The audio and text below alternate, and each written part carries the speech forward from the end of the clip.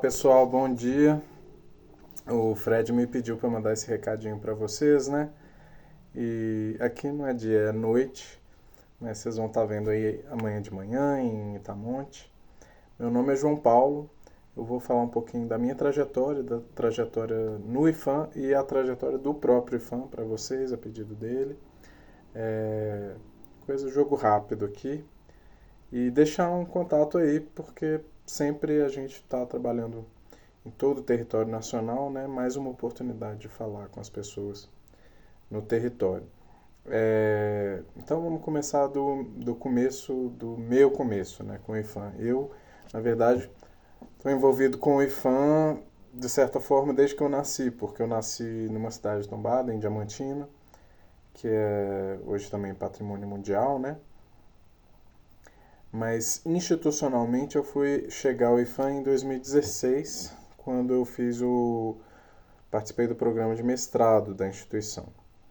Fui mestrando do IFAM e depois me afastei um pouco, mas sempre trabalhando com patrimônio cultural, até que fiz o concurso em 2018, mas no meio disso teve pandemia, né, várias questões.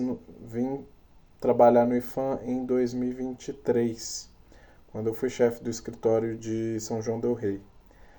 Aí, nesse mesmo ano, já no final do ano, me chamaram desse concurso antigo que eu fiz em 2018 e eu fui parar em Tiradentes, no cargo de analista, que é o meu cargo no IFAM, né? Sou analista em patrimônio cultural, um cargo generalista, a gente lida com diversas formas de patrimônio.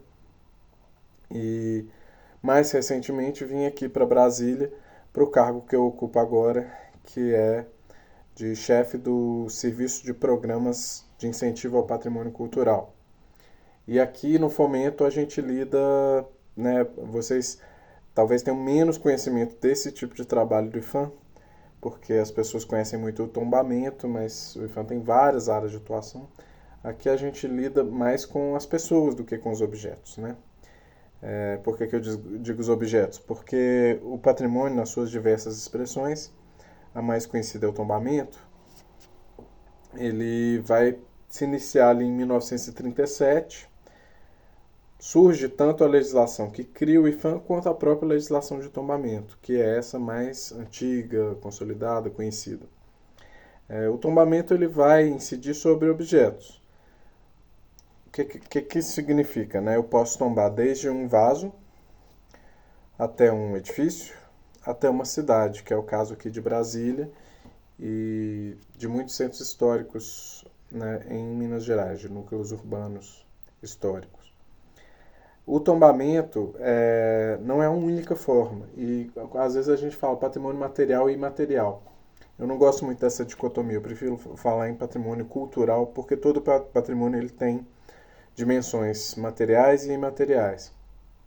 A dimensão material do patrimônio, ela, no caso da nossa gestão, né, ela acontece porque nós precisamos ter instrumentos para cuidar. Então, quando o valor que é reconhecido pelo Brasil, né, com instrumentos de tombamento, ele está mais circunscrito às questões materiais, isso fica com o Departamento de Patrimônio Material, e que vai fazer isso através do tombamento e cuidando dos bens que já são tombados.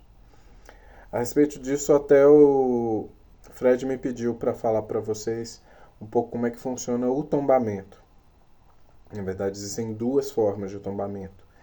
O tombamento mais tradicional, esse de 1937, ele vai acontecer através de um pedido que pode ser feito por qualquer indivíduo, né, brasileiro, mas em geral vai ter muito mais relevância, muito mais peso se for feito por um grupo de indivíduos, por uma associação, enfim. E para fazer isso, você vai com um documento pessoal, né, com foto, vai até um escritório do IFAM, ou mesmo pelos canais, né, eletrônicos, solicita o formulário para pedir o tombamento de um bem. Todos os pedidos vão ser analisados, alguns vão ser arquivados, porque tem uma análise técnica, e esse processo ele não tem uma duração fixa, ele pode durar 2 anos, ele pode durar 40 anos, e até essa legitimidade, né, de ter um grupo de pessoas solicitando, ela vai ajudar no andamento desse processo, tanto pelo fato de que é mais representativo, principalmente depois que a Constituição de 88 consolida, né, o patrimônio, não como expressão nacionalista de unidade, mas como a representação das culturas que existem, né, da cultura brasileira, e por isso passa a falar de patrimônio cultural na legislação, e não necessariamente patrimônio nacional ou artístico, para ter uma abrangência maior. Então, esse tombamento, tendo essa legitimidade, ele muitas vezes também tem uma facilidade que é a questão, a gente chama de instrução do processo de tombamento, que é a fase de estudos, né? O que são os valores daquele bem, por que ele é um bem que tem uma característica, ou características no plural, que permitam, né, que ele seja tombado. Isso vai ser estudado. E muitas vezes, quando você tem um grupo, né, junto, essas pessoas ajudam a fazer essa instrução. Elas têm estudos técnicos sobre esse patrimônio que vão ajudar com que o processo chegue ao fim a contento, para que o tombamento ocorra. Além desse instrumento, a gente tem outros, né? A gente tem o CNA, que é o Centro Nacional de Arqueologia, que tem uma legislação também, é uma das mais antigas do Brasil, né? O tombamento é a mais antiga, mas essa é uma outra forma de acautelamento, que a gente tem o registro. Eu não vou falar registro, porque o registro é uma outra coisa, mas a gente tem aqui, né, a catalogação dos bens arqueológicos nacionais, e o centro vai pensar nessa destinação, além de catalogar os bens. A gente tem um outro instrumento que esse é muito interessante e me parece que está cada vez mais consolidado no Brasil, que é o instrumento do registro do patrimônio imaterial.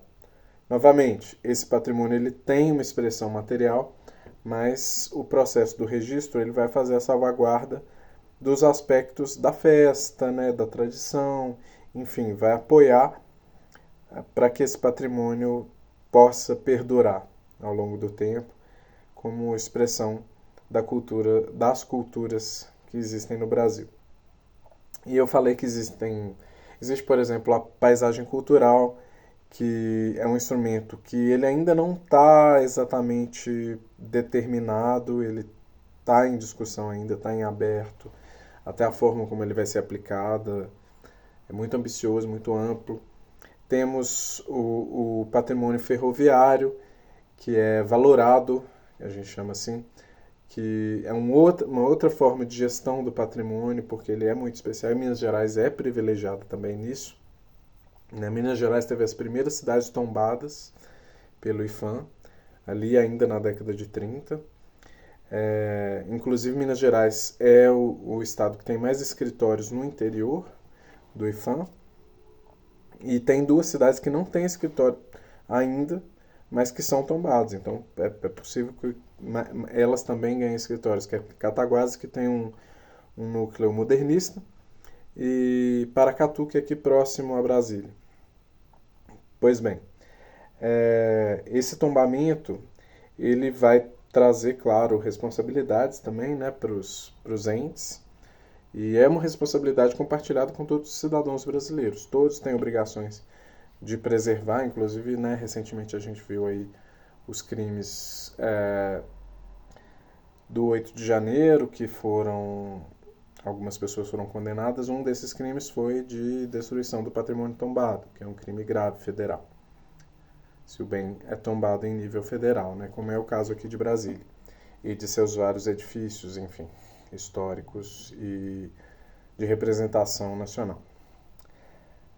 Pois bem, eu falei que o tombamento não é só esse tipo que existe um outro que está determinado ali na Constituição de 88. O que a Constituição faz? Ela recebe a legislação de 1937 e ela vai dizer como que essa legislação vai ser aplicada a partir do estabelecimento constitucional.